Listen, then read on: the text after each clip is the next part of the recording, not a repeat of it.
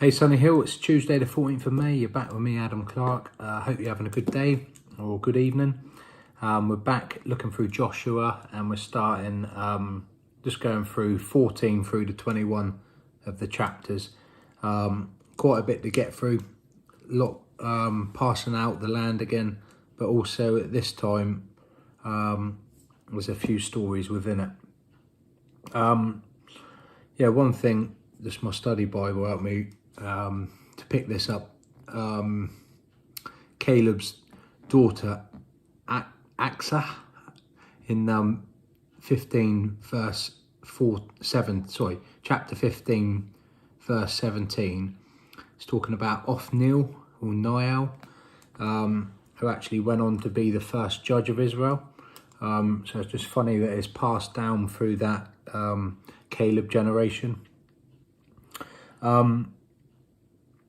Yeah, you know, moving on into chapter 16, it talks right at the end of chapter 16, verse 10. They did not dislodge the Canaanite living in Gezer.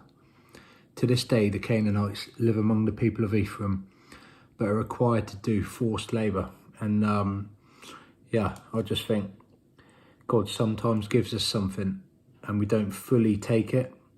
And I think, yeah, for this land, had the people have fully kicked the Canaanites out of the town or the area where they were living, they wouldn't have had problems later on. And it actually carries on where they do get troubles from them, that they're concerned, they're worried about the Canaanites living in the hill because they've got iron chariots. And it made me think, and it reminded me back in in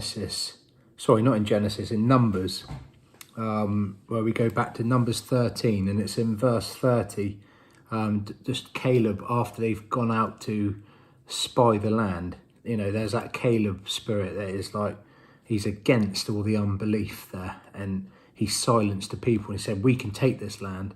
And that's the leader that Caleb was, and that was God just rising up in him and declaring that we can do this.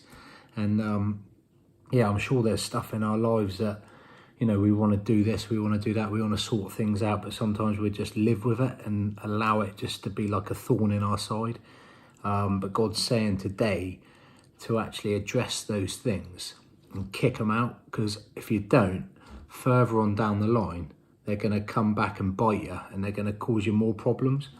Back in Genesis chapter 9 verse 18, Noah's son Ham, he looked at Noah while he was naked, and because of that, Noah cursed him, and he put a curse over Canaan, which obviously then turned into the Canaanites.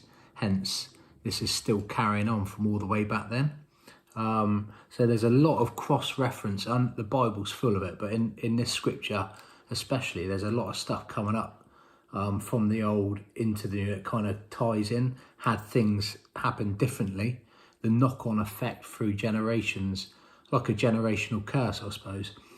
So yeah, you know, I think the thing for today, there's obviously, it's great the land's being divvied out, but for me, my take home is make sure that there's no sort of Canaanite spirit or a spirit of doubt, or I'm allowing things in my life to hold me back. So yeah, just have a think about your life.